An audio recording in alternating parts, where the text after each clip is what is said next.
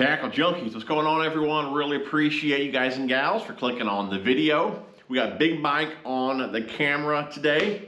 And you guys might think this is going to be an install video for the rod buckles. These are by Boat Buckle. You guys might remember I did a install video on the boat buckles. That was on my tracker trailer. I'll link that video down below as well.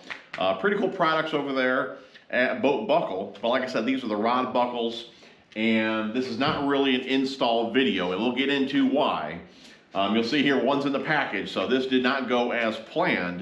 And like I said, I really want this video to be more of things to be aware of if you're going to install these on your boat. Now, if you're clicking on this video, most likely you like to, fix up your boat, trick out your boat, do things to it like the rod buckles and things like that.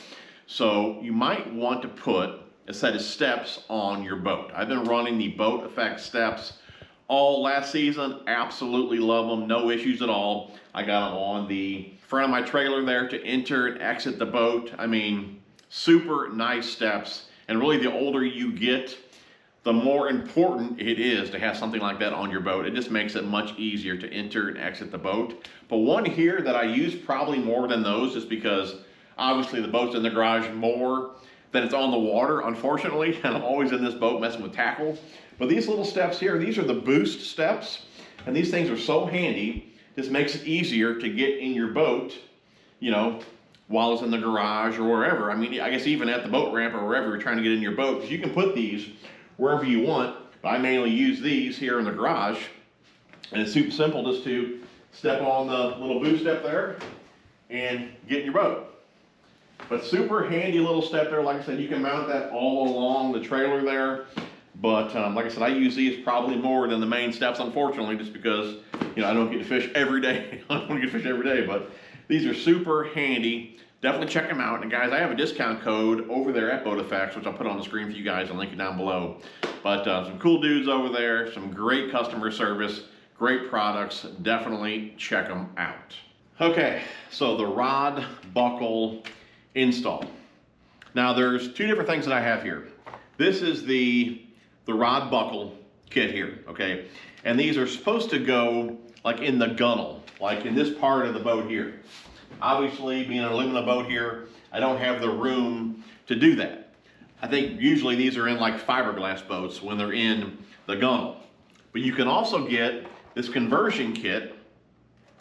And really this piece here that the strap is coming out of, that's all you see when you use the conversion kit. And I believe you can use the conversion kit in the gunnel or in the floor like I did here. But you still have to have a place below for the housing to fit, okay? And that's really where I ran into my problem. Now, majority of you should not have this issue, okay? I would imagine most fiberglass boats probably have plenty of room under there. And you would think with this massive deck on this Crestliner that I would have had plenty of room.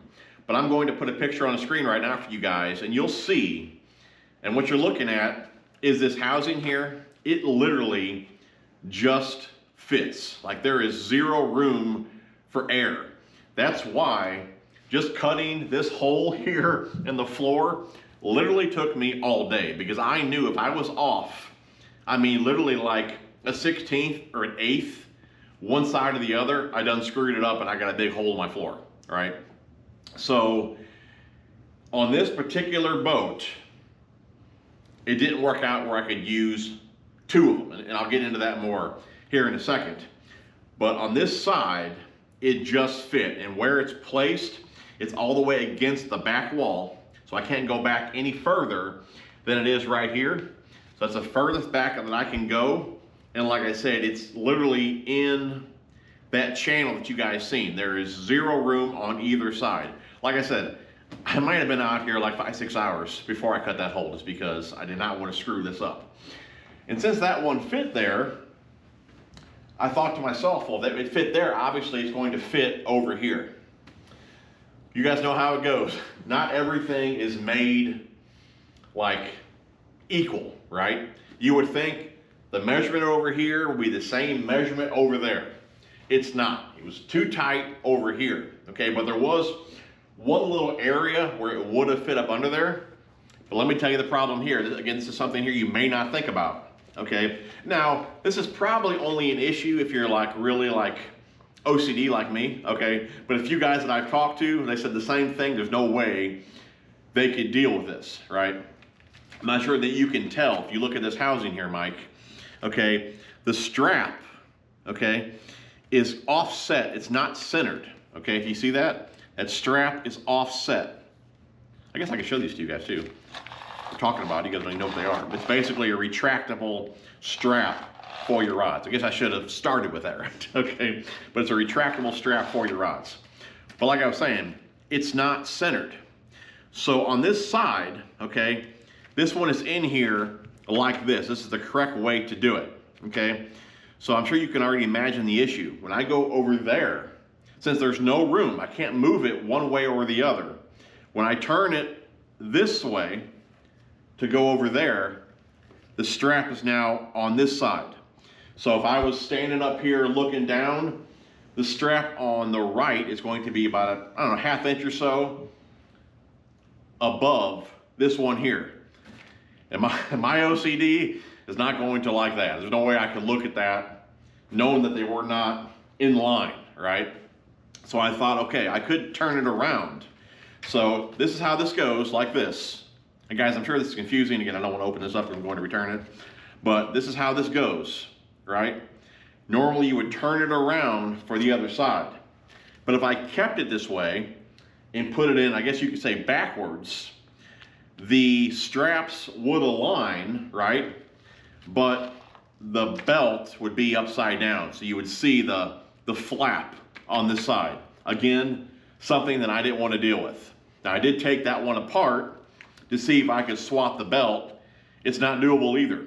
The way, I guess if you guys have ever seen how a winch strap is installed, usually there's a loop on one end and you just put like a metal rod in the loop, and the rod is thicker than the slot that the strap went through, so it can't pull through.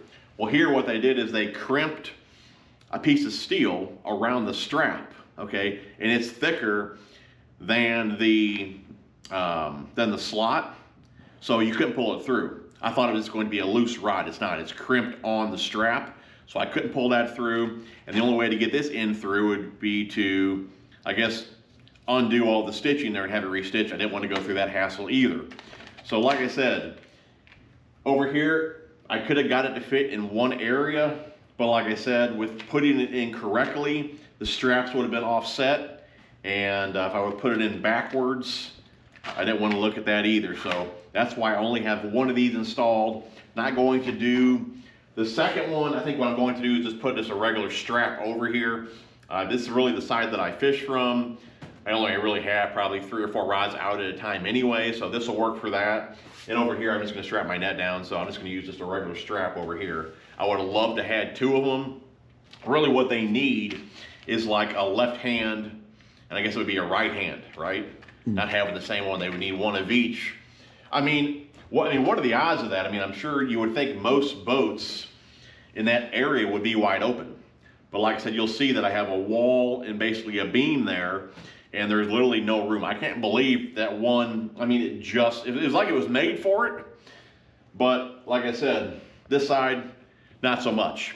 Now I could have moved them up. I thought about that, and going through the foot pedal hole there, see if I could reach under there. But I thought if it's back too far, then my rods are going to be basically where I'm standing. I'd have to move them all the time. I didn't want that either. I didn't want to put them on the lid. So this is really where I wanted them. And like I said, that's the deal there. So if you do order these, you need to, obviously, I mean, you think it'd be common sense to look underneath there first, but just don't start drilling because it may not fit. And if you have a tight area like I have, I mean, literally no room, there's no extra room. I mean, this one here, I can't fit a piece of paper on the sides. Like it literally just fit. But really what you do, I mean, this is the template here. Okay, this is what they give you. And it's in the package here, this conversion kit. So what they want you to do is to put this, okay, just on the floor, wherever you want it, okay? That's your template, okay? Then you can You can drill these 2 holes out if you want and screw the template to the floor and then cut out the slot here, okay? That's really what they expect you to do. So if I just would have done that, if I would have laid this down here, laid it down over there, and I had the room underneath there, this would have been done in an hour, tops, right? Like I said, it took me like 5 hours to cut that hole. I mean, it's perfect, but it took me that long to know for sure where I'm going to be, okay? So like I said, if you had the room underneath there, you literally have your template, screw it down both spots, drill it out, you're done. But without having the room, this is definitely something you need to consider, okay? And here's how I really got this perfect, okay? I have a wood template. This is what I needed to know for sure when I started drilling, nothing was going to move. This is just a piece of like MDF here, and you can see here, that is basically the template there, okay? And let me show you the tool that I use for this. But it was easiest to get this here, drill these 2 holes out, screw this to the floor. I used a 3/8 inch drill bit on either end. Then I just connected the holes. I'll show you guys the bit that I used. But this was the way to go here. And all I used was a T-square. I ran it along the hinge here, got it squared up with the face, and I put this right there on the T-square right there in the corner. And that's how I got it squared up with the lid. But I mean, super cool. You can see here, Mike, how it works. There's the strap there, retractable strap. Goes over here. I mean, super clean. Super clean. 4, 5, 6 rods under there. Again, I would have loved to have 2. But like I said, without having the room, I mean, all I really need to do is just have a 1/2 inch over here to be able to shift that over. And there's no room to do it. So, but pretty cool though. Something else I thought about doing was putting the housing on this side. I didn't really want it there because then I'd be tripping over this. But I thought maybe I could do that. But again, I didn't have the room on this side just because that channel is not the same measurement all the way down. So let me go ahead and show you guys the tool that I used for this though.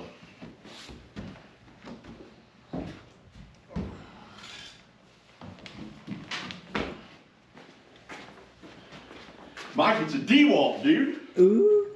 You know where it's at. You know, I don't know what No, I don't even know what I do. Ah, here it is. It's a, I bought it just for this job, to be honest with you. It's the DeWalt, what do they call this? An oscillating tool. It basically just vibrates. And bits at. Here's the bits here. These are the Dremel 30 max life. See it? This is a pretty good deal. There's 3 of them.